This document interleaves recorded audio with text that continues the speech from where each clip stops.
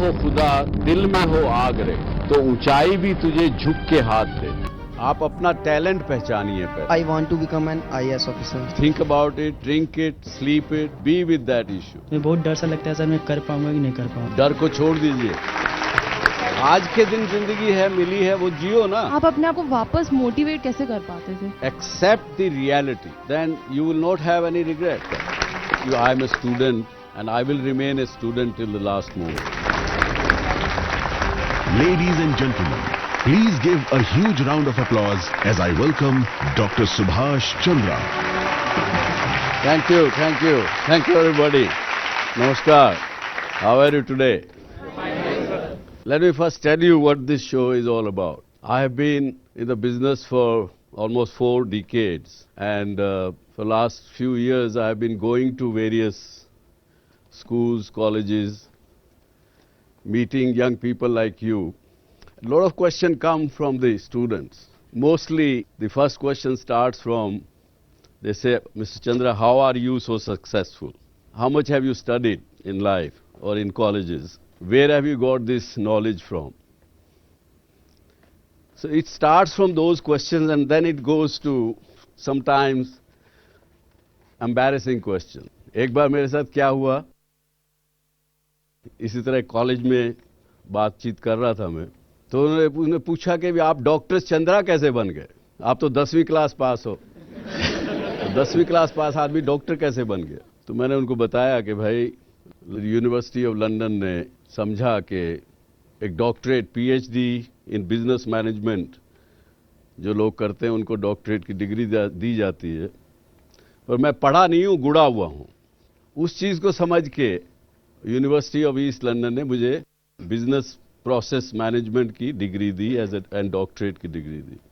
तो इस तरह के कई सवाल सुनते सुनते एक बार मन में विचार आया कि क्यों ना ये बातें हम लार्जर ऑडियंस से, larger group of people, larger youth of this country क्यों ना हम बात करें।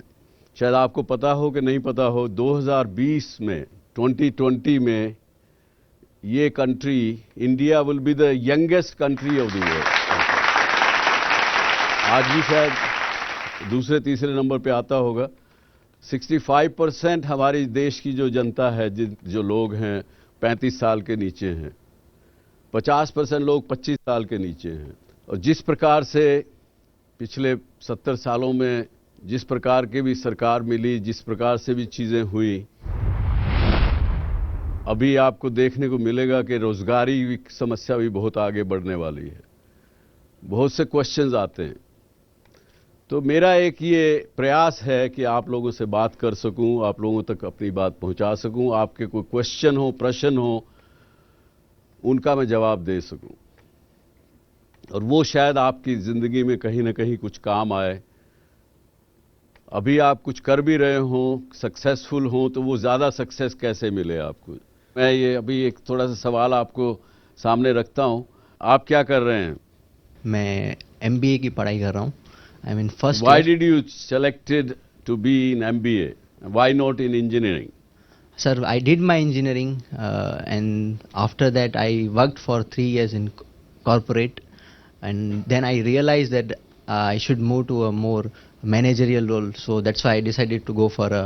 So जब इंजीनियरिंग किया तो इसका मतलब आपको किसी ने ठीक से गाइड नहीं किया कि इंजीनियरिंग में नहीं जाना चाहिए?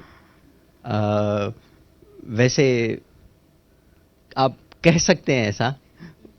अच्छा, आप बताइए। I am doing MBA. I have chosen this field because my dad want me to do the MBA. इनके dad want him to do this. आप बताइए। Sir, I am doing BCom honors from KMC. आपके कोई दोस्त साथ में रहे होंगे, उन्होंने ये करना चाहा तो आप भी उनके साथ आ गए? जी सर। ऐसा ही हुआ? चलिए पीछे मैं पूछूंगा किसी फ्रेंड से। So I want to become an IAS officer, so that's why I went zoology. Why you want to become an IAS officer? Why not a doctor? Sir actually आज की जैसे हम देश की सिचुएशन देखते हैं, एक डॉक्टर बहुत ज़्यादा हेल्प करता है पेशेंट्स की, बट एक डॉक्टर एडमिनिस्ट्रेशन को क्योर नहीं कर सकता, सो दैट्स व्हाई। तो हमने देखा अभी 10 में से 2 लोगों ने कहा कि वो जो कर रहे हैं वो करना चाहते थे आज उसी की पढ़ाई कर रहे हैं और आगे भी वही करेंगे। 10 में से 8 लोगों को या तो किसी ने कह दिया, दोस्तों ने कहा, ये बात आप समझ के चलिए, कामयाबी का एक चीज मंत्र आपके आगे तक काम आएगा कि टैलेंट, आपके अंदर जो छुपी हुई प्रतिभा है वो एक अपनी तरह से अलग चीज है, आपका एक्सपीरियंस जो है वो अलग एक चीज है और नॉलेज एक अलग चीज है। ये तीनों चीजें अलग अलग हैं। और मैं जहां भी जाता हूं मैं तो यूथ को यही कहता हूं कि आप अपना टैलेंट पहचानिए पहले, कि आपके अंदर क्या करने की इच्छा है। आपकी इच्छा जो है आपके टैलेंट के अनुसार होगी।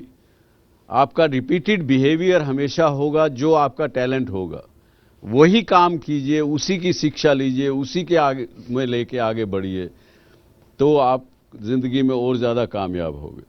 Sir, my question to you is, as India is becoming more and more modernized, the role of media is becoming more and more prominent. As you said, by 2020, India is going to have the highest percentage of youth in the world.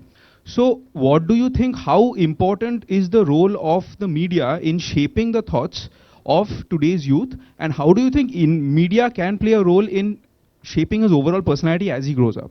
This is what is part of that activity, precisely what we are doing today. Because in this show, you will see as we go along, as we pass time, we will be showcasing you here on this show a lot of innovative ideas. We will showcase to you companies, those who have done some innovative work. We will give you a lot of material which will shape up the thinking and thought process of the youth of India. And that is the role of media. Bataiye aap, what is your question?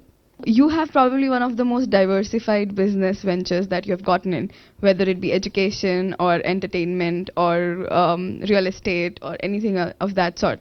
So you did start your career with the news media and ZTV. So do you really have passion for that, or are you or passion for something else? Which business are you most passionate about? No, I am passionate about all businesses what I started. And whichever business I was not successful, I closed them. So what you see, Z News and these things, these are more known businesses of our group. So when I started my career, I picked up my family business of food grains. And from thereafter, I kept on moving one to the other. And I have done about 9 things which were new and for the first time in this country. Z is only one of them, one of the 9. Out of 9, 6 are successful, 3 did not succeed. So can you tell us more about the failures that you face? Because a person learns more from his failures than his successes. Yeah, I've done, because I kept a philosophy that I will not do any business in which I am either number 1 or strong number 2. Then I'll close those businesses. And I have closed more businesses than I've opened. So that's kind of a thing. So my question is, might be some challenges that you might have faced because of lack of education. Can you throw some light on those challenges you have faced? You will always face challenges. जब आपको किसी चीज़ के बारे में जानकारी नहीं है या उस विषय के बारे में आप जानते नहीं हैं, तो चैलेंजेस तो आएंगे ज़िंदगी में।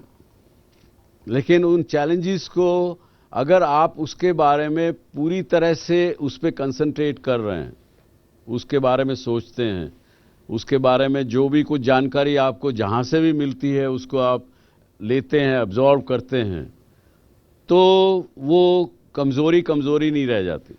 बहुत बार वो कमज़ोरी आपकी स्ट्रेंथ, ताकत बन जाती। अंग्रेजी में कहावत है कि a fear of unknown is not there, because when you don't know about something then you don't fear about it and you can take bigger risk. My question is, whenever you see the youth of India today, when you ask them what career are you thinking of, politics is not nowhere in the top of their list. Why is it that in this country, students, educated youth, are not even considering politics as one of the top options? Mahendra, बड़ा अच्छा सवाल आपने पूछा। शायद कुछ political दोस्त मेरे अगर देखेंगे इस जवाब को सुनेंगे तो शायद मुझे गुस्सा भी होंगे। इस देश ने पॉलिटिक्स को बहुत ही एक ज़्यादा बदनाम प्रोफेशन बना दिया। वो किस जरिए से, फिल्मों में भी उनको बुरे रूप से दिखाया जाता है। कुछ पॉलिटिशियन खराब भी होते हैं, कुछ ठीक भी होते हैं, तो मन में हर एक के आती है कि यार मैं पॉलिटिक्स में तो नहीं जाऊंगा, बाकी सब कुछ कर लूंगा। और क्योंकि इस देश का संविधान इस प्रकार का है कि इस देश में पॉलिटिशियन होने की, राजनेता बनने की कोई क्वालिफिकेशन नहीं है। एक अनपढ़ आदमी भी बन सकता है, किसी प्रकार का आदमी बन सकता है। तो कहीं ना कहीं ये चीज़ रिफ्लेक्ट कर रही है लोगों के ऊपर, और आज का यूथ नहीं समझता कि ये अच्छा प्रोफेशन है।